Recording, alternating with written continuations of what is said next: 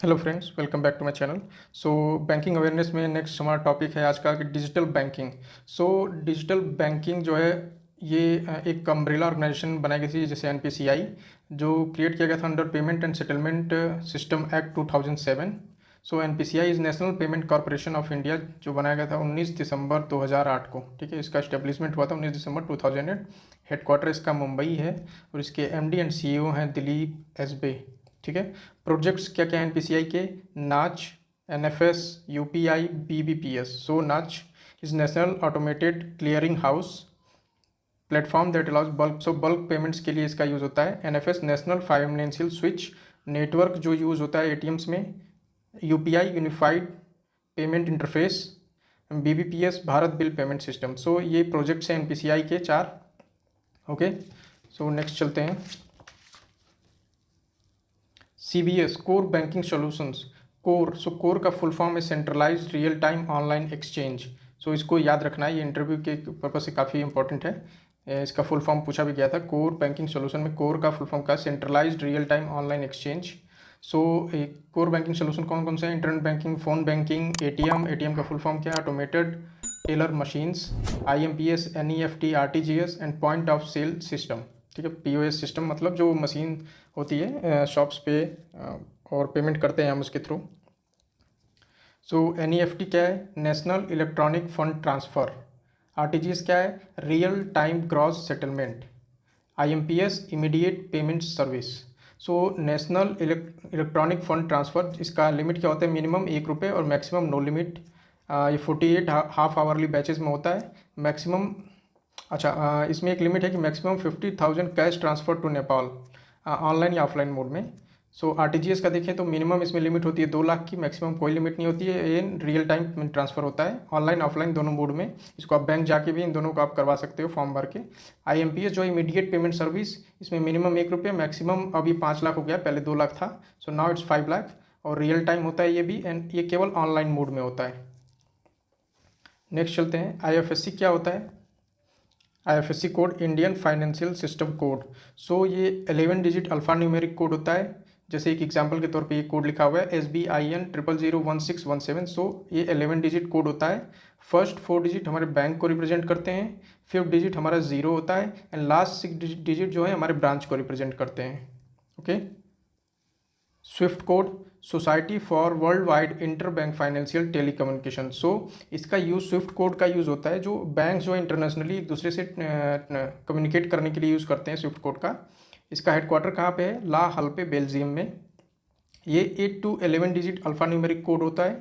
ठीक है, इसकी इंडिया स्विफ्ट इंडिया के चेयरमैन कौन है? अरुंधति भट्टाचार्य। फर्स्ट 4 डिजिट जो होता है इसमें बैंक कोड होता है, लेटर्स होते हैं। नेक्स्ट 2 डिजिट कंट्री कोड होता है। नेक्स्ट 2 डिजिट लोकेशन होती है। लास्ट 3 डिजिट ब्रांच कोड होता है हमारा। ठीक है, टोटल 11 डिजिट होते हैं, 8 to 11 डिजिट, 8 डिजिट भी होते हैं कहीं कहीं। तो टोटल 8 to 11 डिजिट्स होते हैं इसमें। नेक्स्ट चलते हैं। सो ये स्विफ्ट कोड जो है वो यूज़ होता है हमारा to communicate between banks internationally. अब चलते हैं AEPS, Aadhaar enabled payment system.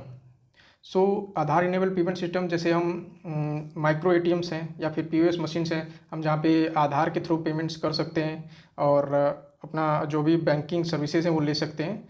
So Aadhaar details के थ्रू बैंकिंग सर्विसेज कौन कौन सी लेगा? Aadhaar to Aadhaar fund transfer, intra bank fund transfer, account opening, mini statement balance inquiry. So हम जहाँ भी आधार पीओएस मशीन या माइक्रो एटीएम्स पे हम आधार के थ्रू अपना बैंकिंग सर्विसेज लेते हैं। So Aadhaar enable payment system. आधार पेमेंट ब्रिज क्या होता है?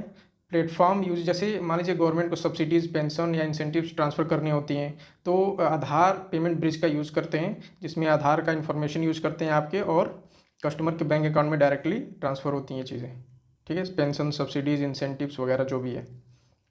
ठीक है, small and payments bank, small finance bank and payments bank. So small finance banks and payments bank, इनको नीचे बैंक्स भी कहा जाता है। ठीक है, नीचे बैंक काफ़ी इंपॉर्टेंट पॉइंट है, ये नीचे बैंक भी कहा जाता है। और पेमेंट्स बैंक का निर्माण जो है ये नचिकेत मोरे कमेटी के रिकमेंडेशन पे स्टार्ट हुआ था और स्मॉल फाइनेंस बैंक के लिए उषा थोराट कमेटी के रिकमेंडेशन पे स्टार्ट हुआ था। पेमेंट्स बैंक के बारे में देख लेते हैं। So first payment bank was Airtel, जो कि राजस्थान में था। जनवरी 2017 में एयरटेल पेमेंट्स बैंक स्टार्ट हुआ था राजस्थान में, पहला पेमेंट्स बैंक जो था इंडिया का। इसके लिए मिनिमम कैपिटल रिक्वायर्ड होती है 100 करोड़। मैक्सिमम बैलेंस अकाउंट में आप 2 लाख तक रख सकते हो। अच्छा, सो इम्पॉर्टेंट पॉइंट है कि चेक्स, लोन्स और क्रेडिट कार्ड्स वगैरह पेमेंट्स बैंक हमारे इशू नहीं करते हैं, केवल saving account, current account, mobile banking की सर्विसेज दे सकते हैं पेमेंट्स बैंक्स। और 75% of deposit have to be invested in government activities. So 75% जो भी डिपॉजिट है पेमेंट्स बैंक में कस्टमर्स के, उसका 75% जो है वो गवर्नमेंट एक्टिविटीज़ में यूज़ करना होता है, इन्वेस्ट करना होता है। Small finance bank, minimum capital इसमें 200 करोड़, ठीक है। एंड एफडी और आरडी की सुविधा होती है। लोन्स 25 लाख तक दे सकते हैं। और फर्स्ट स्मॉल फाइनेंस बैंक जो था हमारा, कैपिटल स्मॉल फाइनेंस बैंक इन जालंधर। पेमेंट्स बैंक की बात करें तो टोटल इस समय 6 पेमेंट्स बैंक हैं। पेटीएम की सर्विसेज को जो है वो 2024 आई थिंक मार्च में इसको बंद कर दिया गया था सर्विसेज को, बट अभी आरबीआई के वेबसाइट पे पेटीएम मेंशन है। सो टोटल 6 शो हो रहा है आरबीआई की वेबसाइट पे, वहाँ से अपडेट लिया मैंने ये।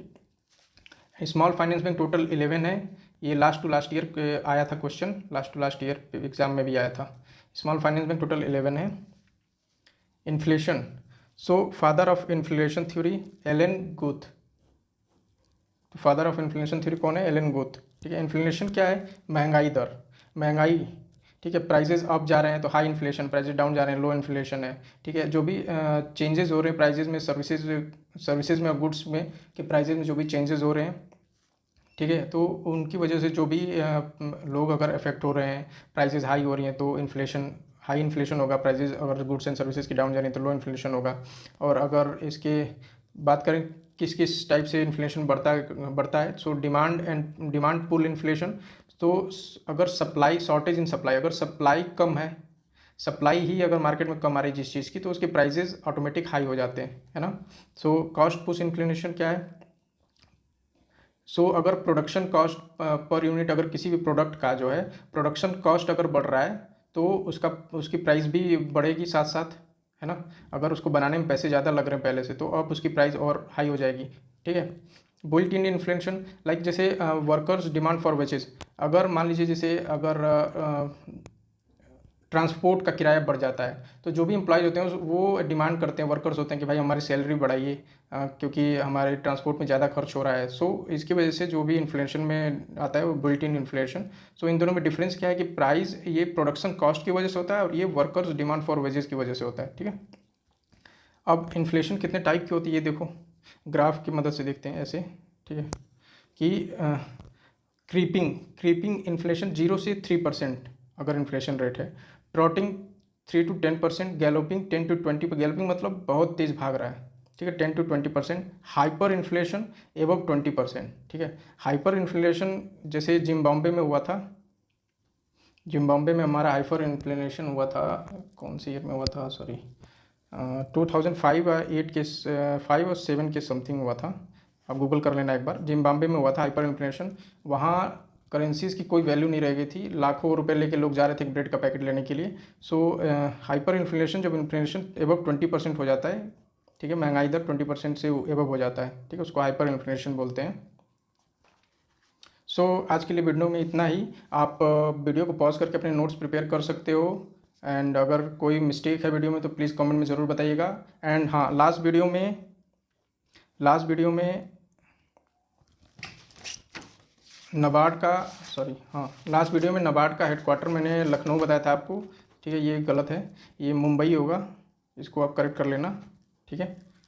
सो वीडियो में इतना ही रखते हैं। नेक्स्ट वीडियो में हम देखेंगे आपका नेगोशिएबल इंस्ट्रूमेंट एक्ट 1881, यहाँ से स्टार्ट करेंगे negotiable instrument act. So thank you for watching this video. Channel पर नए हैं तो प्लीज़ चैनल को सब्सक्राइब कर लीजिएगा।